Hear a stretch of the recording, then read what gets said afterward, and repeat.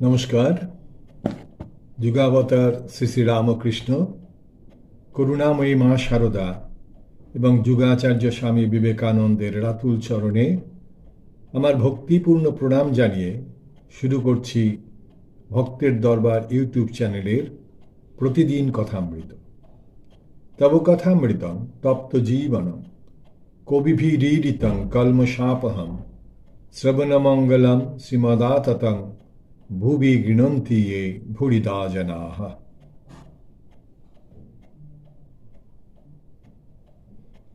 শ্রী শ্রী রামকৃষ্ণ কথামৃত আমরা পড়ব আজকে 762 পাতা।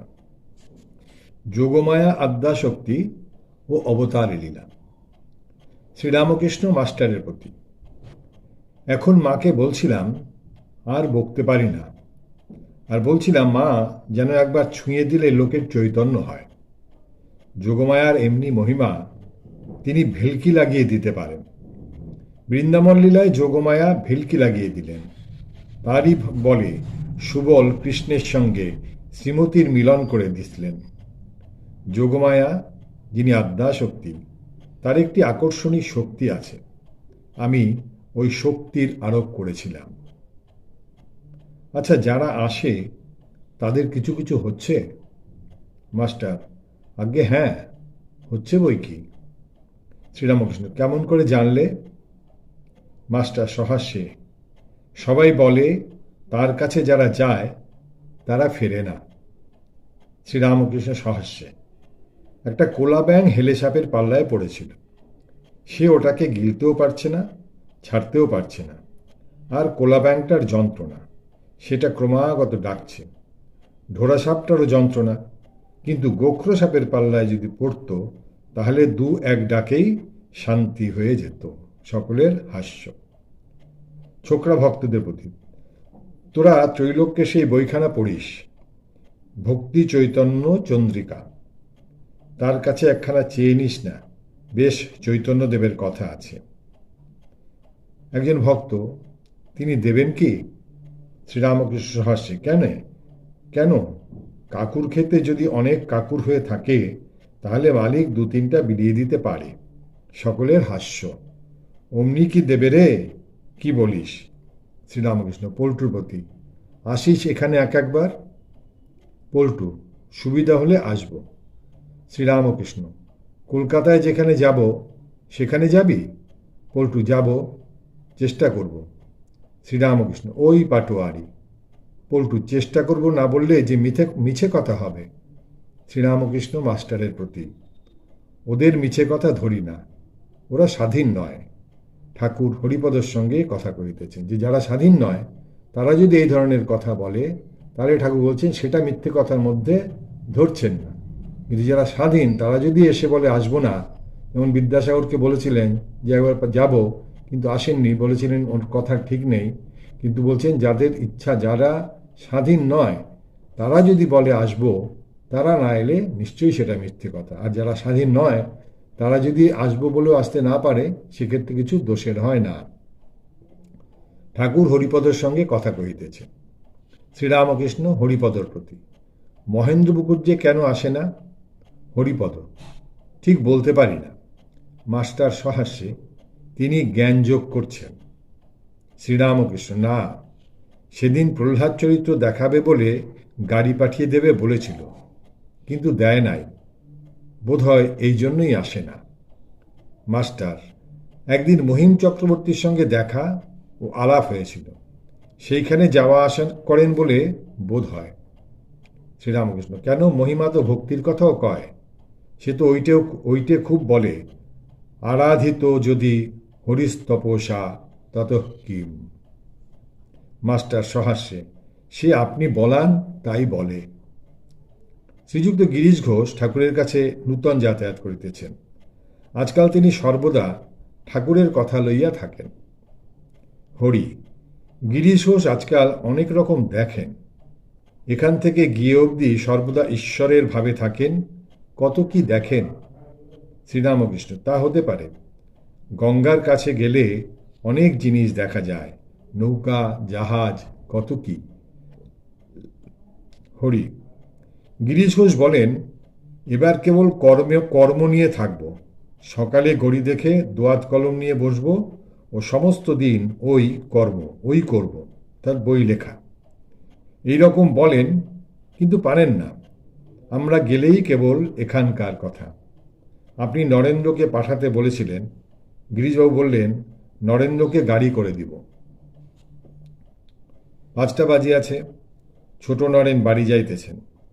ঠাকুর উত্তর পূর্ব লম্বা বারান্দায় দাঁড়াইয়া একান্তে তাহাকে নানাবিধ উপদেশ দিতেছেন।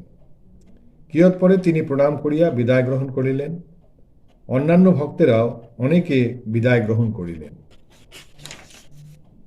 শ্রীরামকৃষ্ণ ছোট খাটটিতে বসিয়া মোহিনীর সঙ্গে কথা কহিতেছেন। পরিবারটি পুত্রশোকের পর পাগলের মতো, কখনো হাসেন, কখনো কাঁদেন। দক্ষিণেশ্বরে ঠাকুরের কাছে এসে কিন্তু শান্ত ভাব হয়। শ্রীরামকৃষ্ণ, তোমার পরিবার এখন কিরকম? মোহিনী, এখানে এলেই শান্ত হন, সেখানে মাঝে মাঝে বড় হাঙ্গাম করেন। সেদিন মরতে গেছিলেন। ঠাকুর শুনিয়া কিয়ৎকাল চিন্তিত হইয়া রহিলেন। মোহিনী বিনীতভাবে বলিতেছেন, আপনার 2-1টা কথা বলে দিতে হবে। শ্রীরামকৃষ্ণ, রাত্রে দিও না, ওতে মাথা আরো গরম হয়, আর লোকজন সঙ্গে রাখবে। এই কথা হলো। তারপর আমরা চলে যাচ্ছি 8ম পরিচ্ছেদ, শ্রীরামকৃষ্ণের অদ্ভুত সন্ন্যাসের অবস্থা, তারক সংবাদ। সন্ধ্যা হইল। ঠাকুর বাড়িতে আরতির উদ্যোগ হইতেছে। শ্রীরামকৃষ্ণের ঘরে আলো জ্বালা ও ধূনা দেওয়া হইল। ঠাকুর ছোট খাটটিতে বসিয়া জগন্মাতাকে প্রণাম করিয়া সুস্বরে নাম করিতেছেন। ঘরে আর কেহ নাই, কেবল মাস্টার বসিয়া আছেন। ঠাকুর গাত্রোত্থান করিলেন, মাস্টারও দাঁড়াইলেন। ঠাকুর ঘরের পশ্চিমের উত্তরের দরজা দেখাইয়া মাস্টারকে বলিতেছেন, ওদিকগুলো, তার দরজাগুলির কথা বলছেন, ওদিকগুলো বন্ধ করো। মাস্টার দরজাগুলি বন্ধ করিয়া বারান্দায় ঠাকুরের কাছে আসিয়া দাঁড়াইলেন। ঠাকুর বলিতেছেন, একবার কালীঘরে যাব। এই বলিয়া মাস্টারের হাত ধরিয়া ও তাহার উপর ভর দিয়া কালীঘরের সম্মুখের চাতালে গিয়া উপস্থিত হইলেন, আর সেই স্থানে বসিলেন। বসিবার পূর্বে বলিতেছেন, তুমি বরং ওকে ডেকে দাও। মাস্টার বাবুরামকে ডাকিয়া দিলেন। ঠাকুর মা কালী দর্শন করিয়া বৃহৎ উঠানের মধ্য দিয়া নিজের ঘরে ফিরিতেছেন, মুখে মা মা রাজেশ্বরী।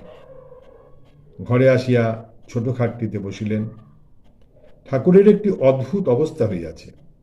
কোনো ধাতুদ্রব্যে হাত দিতে পারিতেছেন না। বলিয়াছিলেন, মা বুঝি ঐশ্বর্যের ব্যাপারটি মন থেকে একেবারে তুলে দিচ্ছেন। এখন কলাপাতায় আহার করেন, মাটির ভারে জল খান, গাড়ু ছুঁইতে পারেন না, তাই ভক্তদের মাটির ভার আনিতে বলিয়াছিলেন। গাড়ুতে বা থালায় হাত দিলে ঝনঝন কনকন করে, যেন শিঙি মাছের কাঁটা বিচ্ছে। প্রসন্ন কয়টি ভার আনিয়াছিলেন, কিন্তু বড় ছোট। ঠাকুর হাসিয়া বলিতেছেন, ভারগুলো বড় ছোট, কিন্তু ছেলেটি বেশ। আমি বলাতে আমার সামনে ন্যাংটো হয়ে দাঁড়াল। কি ছেলে মানুষ! ভক্ত ও কামিনী, সাধু সাবধান। বেলঘরের তারক একজন বন্ধু সঙ্গে আসিয়া উপস্থিত হইলেন। ঠাকুর ছোট খাটটিতে বসিয়া আছেন। ঘরে প্রদীপ জ্বলিতেছে। মাস্টার ও 2-1টি ভক্ত বসিয়া আছেন। তারক বিবাহ করিয়াছেন। বাপ মা ঠাকুরের কাছে আসিতে দেন না। কলিকাতায় বউবাজারের কাছে বাসা, সেইখানেই আজকাল তারক প্রায় থাকেন। তারককে ঠাকুর বড় ভালোবাসেন। সঙ্গী ছোকরাটি একটু তমগুণী, ধর্ম বিষয় ও ঠাকুরের সম্বন্ধে একটু ব্যঙ্গ ভাব। তারকের বয়স আন্দাজ 20 বৎসর। তারক আসিয়া ঠাকুরকে ভূমিষ্ঠ হইয়া প্রণাম করিলেন। শ্রীরামকৃষ্ণ তারকের বন্ধুর প্রতি, একবার দেবালয় সব দেখে এসো না। বন্ধু, ওসব দেখা আছে। শ্রীরামকৃষ্ণ, আচ্ছা, তারক যে এখানে আসে, এটা কি খারাপ? বন্ধু, তা আপনি জানেন। শ্রীরামকৃষ্ণ, ইনি, অর্থাৎ মাস্টারের কথা বলছেন, ইনি হেডমাস্টার। বন্ধু, ও, ঠাকুর তারককে কুশল প্রশ্ন করিতেছেন, আর তাহাকে সম্বোধন করিয়া অনেক কথা কহিতেছেন। তারক অনেক কথাবার্তার পর বিদায় গ্রহণ করিতে উদ্যত হইলেন। ঠাকুর তাহাকে নানা বিষয়ে সাবধান করিয়া দিতেছেন। শ্রীরামকৃষ্ণ তারকের প্রতি, সাধু সাবধান, কামিনী কাঞ্চন থেকে সাবধান। মেয়ে মানুষের মায়াতে একবার ডুবলে আর উঠবার জো নাই। বিশালাক্ষীর দ, যে একবার পড়েছে সে আর উঠতে পারে না, আর এখানে একবার আসবি। তারক, বাড়িতে আসতে দেয় না। একজন ভক্ত, যদি কারু মা বলেন তুই দক্ষিণেশ্বরে যাস নাই, যদি দিব্য দেন আর বলেন যদি যাস তো আমার রক্ত খাবি। এই কথা হলো। তারপরে বলছেন শুধু ঈশ্বরের জন্য গুরুবাক্য লঙ্ঘন। শ্রীরামকৃষ্ণ, যে মা ও কথা বলে সে মা নয়, সে অবিদ্যারূপিণী। এই যে কথা বলছেন, একজন ভক্ত বলছেন যদি কারু মা বলেন তুই দক্ষিণেশ্বরে যাস নাই, যদি দিব্যি দেন আর বলেন যদি যাস তো আমার রক্ত খাবি।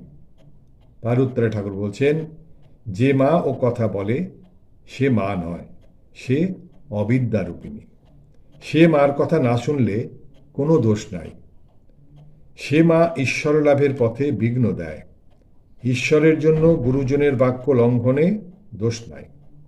ভরত রামের জন্য কৈকেয়ীর কথা শুনে নাই। গোপীরা কৃষ্ণ দর্শনের জন্য পতিদের মানা শুনে নাই। প্রহ্লাদ ঈশ্বরের জন্য বাপের কথা শুনে নাই। বলি ভগবানের প্রীতির জন্য গুরু শুক্রাচার্যের কথা শুনে নাই। বিভীষণ রামকে পাবার জন্য জ্যেষ্ঠ ভ্রাতা রাবণের কথা শুনে নাই। অতএব ঈশ্বরের পথে যাবার জন্যে, ঈশ্বরের কথা শুনবার জন্যে যদি কেউ বাধা দেয়, ঠাকুর বলছেন তাতে কোনো দোষ নাই। সেই বাধা লঙ্ঘন করলে কোনো দোষ নাই। সে যদি বাবা মা যাই হোক, যে ঈশ্বরের পথে যেতে বাধা দেবেন, ঠাকুর বলছেন যে সে হচ্ছে অবিদ্যারূপিণী। তবে ঈশ্বরের পথে যেও না এ কথা ছাড়া আর সব কথা শুনবি। অন্য সব কথা ঠাকুর শুনতে বলছেন, শুধু ঈশ্বরের পথে যেও না এই কথাটি শুনতে তিনি না করছেন। দেখি তোর হাত দেখি। এই গলিয়া ঠাকুর তারকের হাত কত ভারী যেন দেখিতেছেন। একটু করে বলিতেছেন একটু আর আছে, কিন্তু ওটুকু যাবে। তাকে একটু প্রার্থনা করিস আর এখানে একবার আসিস, ওটুকু যাবে। কলকাতার বউবাজারে বাসা তুই করেছিস? তারক, আজ্ঞা না, তারা করেছে।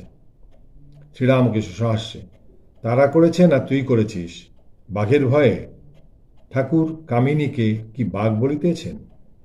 তারক প্রণাম করিয়া বিদায় গ্রহণ করিলেন। তার মানে এর উত্তর আমরা পেলাম না যে সঠিক ঘটনাটা কি। ঠাকুর ছোট খাটটিতে শুইয়া আছেন, যেন তারকের জন্য ভাবছেন। হঠাৎ মাস্টারকে বলিতেছেন, এদের জন্য আমি এত ব্যাকুল কেন?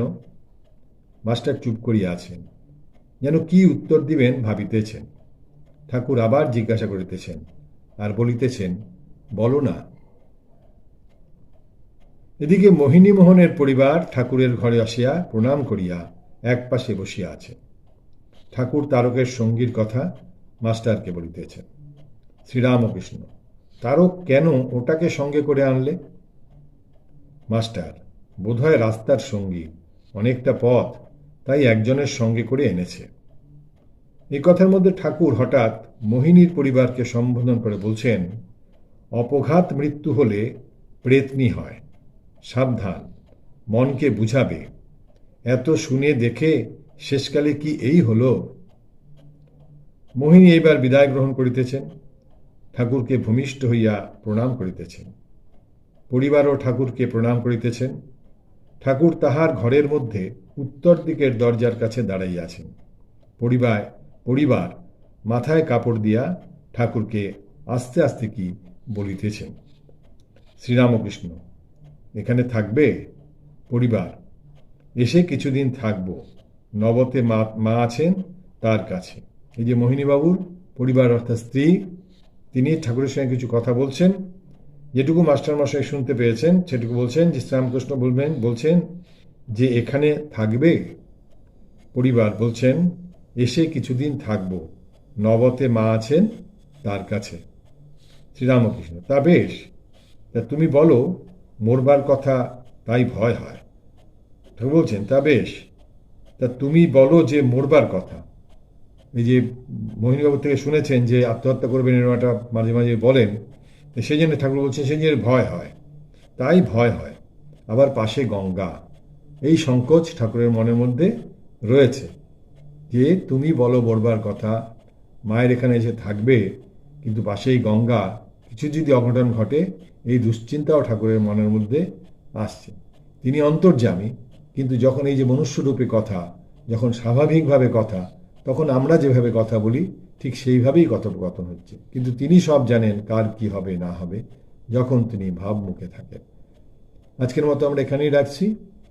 নিরঞ্জনং নিত্যম অনন্তরূপং ভক্তানুকম্পা ধৃতবিগ্রহং বৈ ঈশাবতারং পরমেশ্বমেড্ডং তং রামকৃষ্ণ শিরসা নমামি।